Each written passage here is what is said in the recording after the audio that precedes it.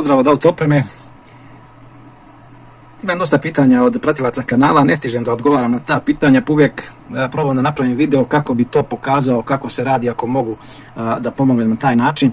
Ovdje je bilo pitanje kako spojiti jedan računar automobila, ali van automobila koji može da se radi preko CAS2 uređaja. Znači to je ovaj uređaj, znači mi imamo ovaj njegov 16-pinski OBD konektor i on se utakne u automobil i možemo da čitamo mape da ne otvaramo računar. Ali nekad imamo potrebu da ovaj računar neko nam pošalje u našu radionicu i kako da iščitamo pomoću ovog uređaja mape sa tog računara. Evo, zbog tih pratilaca, ima ih dvojica, trojica isto pitanje su postavili. Ja koristim na stolu kad radim baterijsko napajanje, laboratorijsko napajanje ili baterijsko, neko će reći. Tu i povezao sam sa kutijom 16-pinskom, ali ona, ne morate da je imate, ali je meni lakše da pratim šta se dešava. Znači ona ima dva konektora, jedan muški i jedan ženski. Ženski je gdje utačenjemo od CAS2, znači to je isti onaj konektor kao što imamo na automobilu, a ova je razvodnik koji ja koristim za spajanje sa računarom. Šta je bitno? Znači ovo je računar EDC15C3 i evo kako izgleda šema spajanja, ali imamo i varijantu kad je C3 4.2. Vidimo, znači to, ovi pinovi što vidimo na slici, to su nam ovi pinovi ovdje. I oni imaju svoje brojeve potpuno isto kao što mi imamo ovdje. Znači ovaj pin, to je plus 12 volti. 12 volti ili, odnosno ja držim na blizu 14 volti, dakle preko 13 volti u svakom slučaju. Ovo su dve mase i ovo je za prenos, pin za prenos podataka, to je taj K-line. Evo kad odemo na ovu, ovdje vam to piše, samo što na ovom dodatnom imamo još jednu masu. Ovdje ovaj. Šta sam ja uradio? Napravio sam ove kabliće i vidimo ima da mogu da spajam pinove.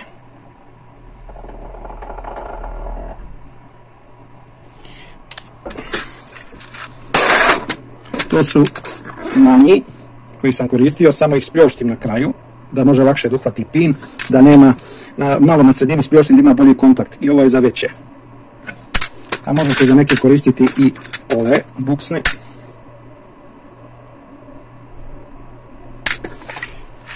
Znači napravio sam par kablova za mene i tako ih spajam. Znači kao poput ove šeme, znači ja sam spojio, bitno nam je da znamo na 16-pinskom konektoru, evo uzet ćemo jedan drugi, evo ovaj, na primjer, i vidimo brojeve unutra, samo da li mogu da snimim.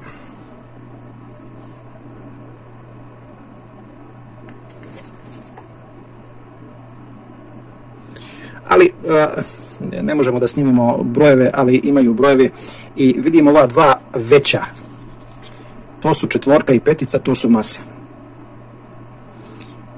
16 pin, to je ovaj donji krajnji.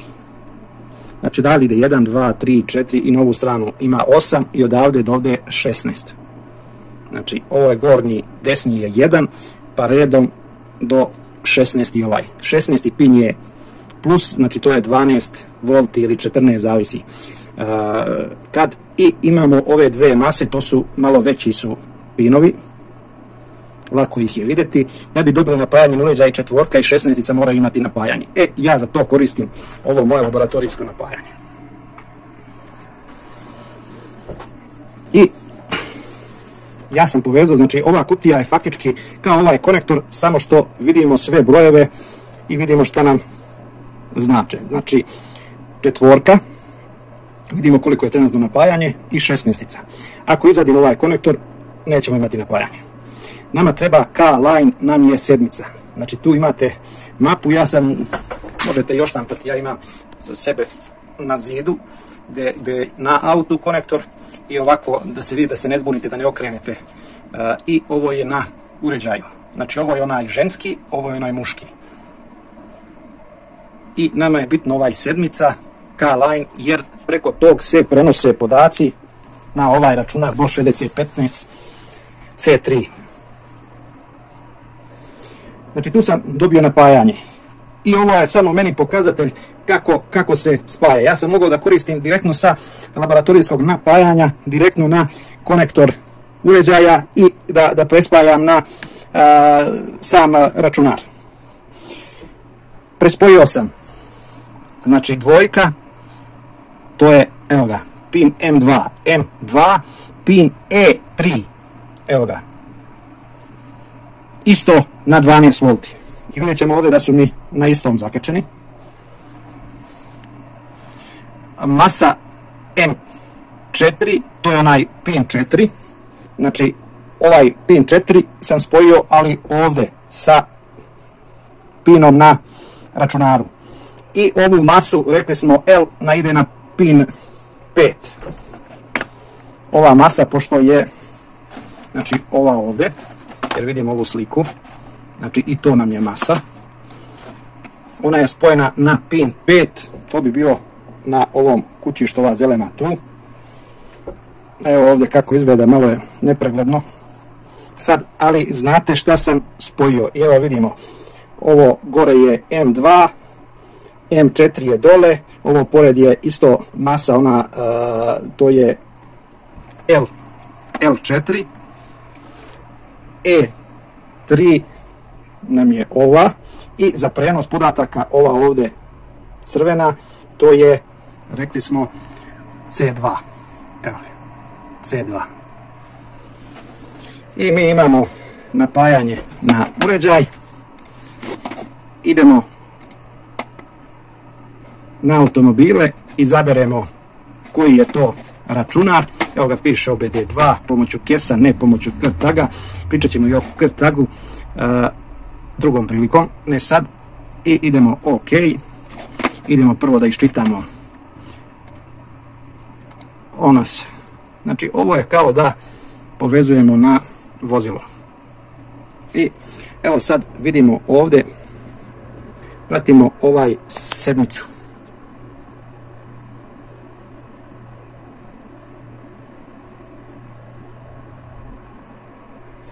I iščitali smo broj hardvera, broj softvera.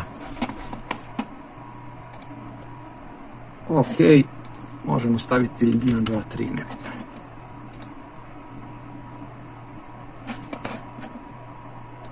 OK, idemo sada da iščitamo računar. Šta je obavezno? Može doći do prekida ako nemamo dobar kontakt u ovim pinovima.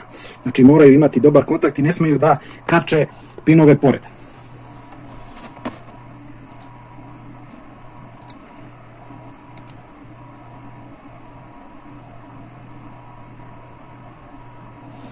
Evo šta je bitno. Evo vidimo K-line, znači to je sedmica.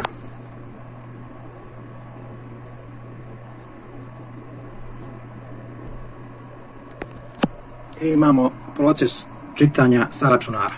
Znači ovo je iščitavanje tog softverskog dela sa našeg računara. I ovdje ova kutija je dobra zbog toga što vidim kako funkcioniše. Znači imamo prijenos podataka. Ako bi išlo direktno preko konektora, znači video bi ovdje tok, ali ne bi imao podatak kao sa kutije ove. Jer često se dogodi ako nemamo dobar kontakt da moramo resetovati pa onda ponovo odraditi iščitavanje.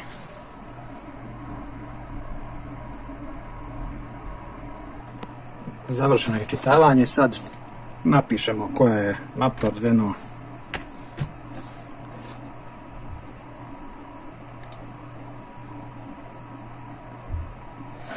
I imamo, evo je ta mapa što smo je mi sačuvali, sad je bitno da je prepravimo, kad je prepravimo.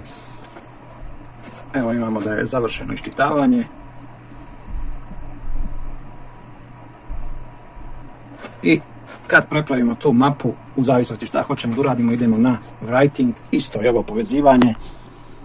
I izvršili smo ispravku, na primjer gašenje EGR-a, DPF-a ili vraćanje EGR-a, vraćanje DPF-a, vraćanje nekih obrisanih DTC grešaka ili imali smo povećanje snage ili treba da povećamo snagu, da ograničimo brzinu. Sve to radimo ispravku, znači ove mape gore, pa tek onda upis. A ispravku radimo pomoću nekih drugih programa, to je bilo ranije reči. Možda ćemo i detaljnije, pošto je bilo još nekih potpitanja, da obradimo neke od tih. I samo moram naglasiti K-Tag uređaj, isto radi, znači KES i K-Tag radi na istom softveru, ali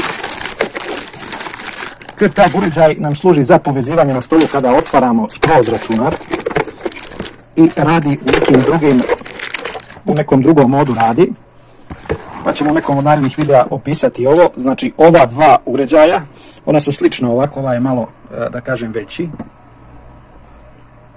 imaju drugačije konektore,